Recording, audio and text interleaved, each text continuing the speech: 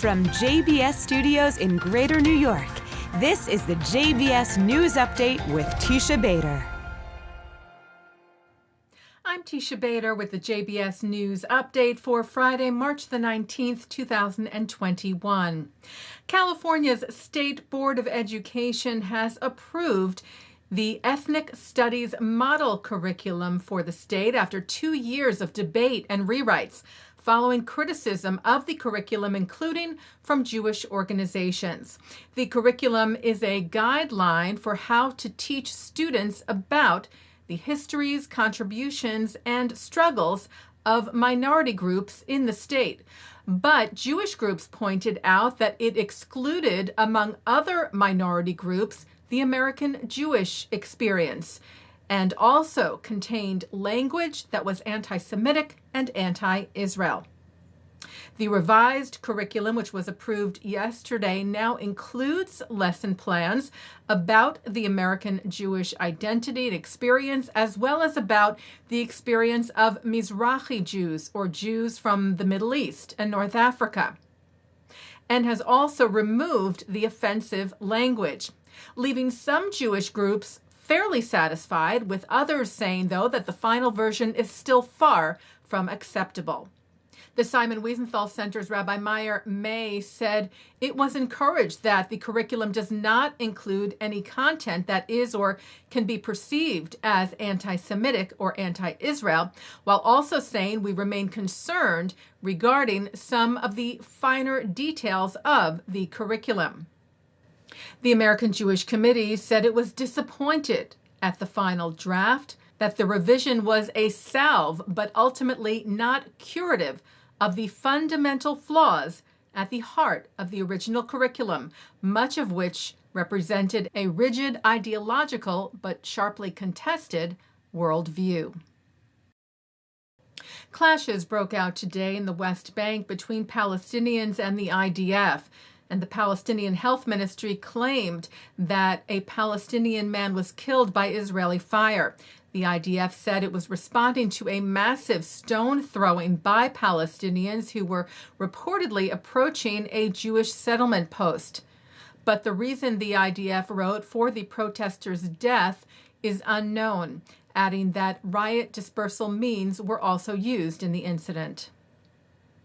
Israel's President Rivlin has been invited by the heads of both the Republican and Democratic parties to come to Washington and speak to Congress sometime before Rivlin finishes his term of presidency this summer.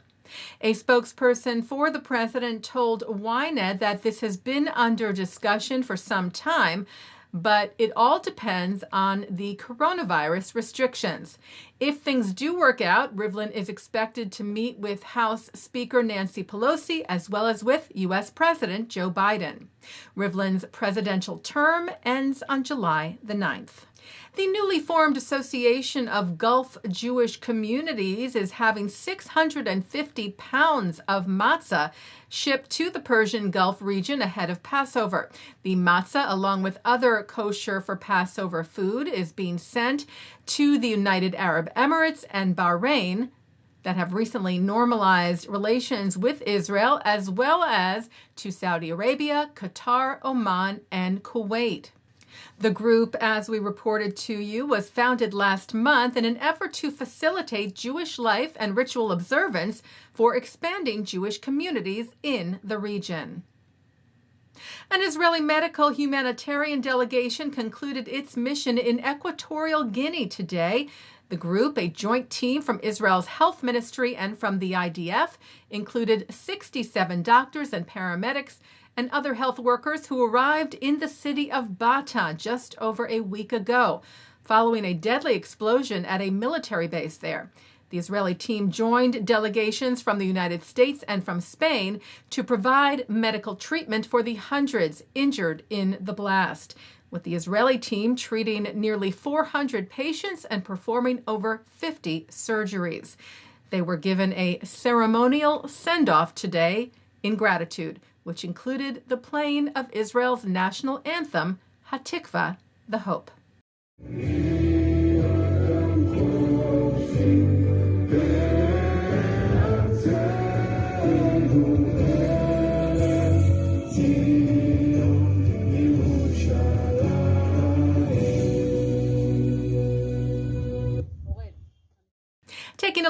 our programming for tonight on JBS for Friday, March the 19th.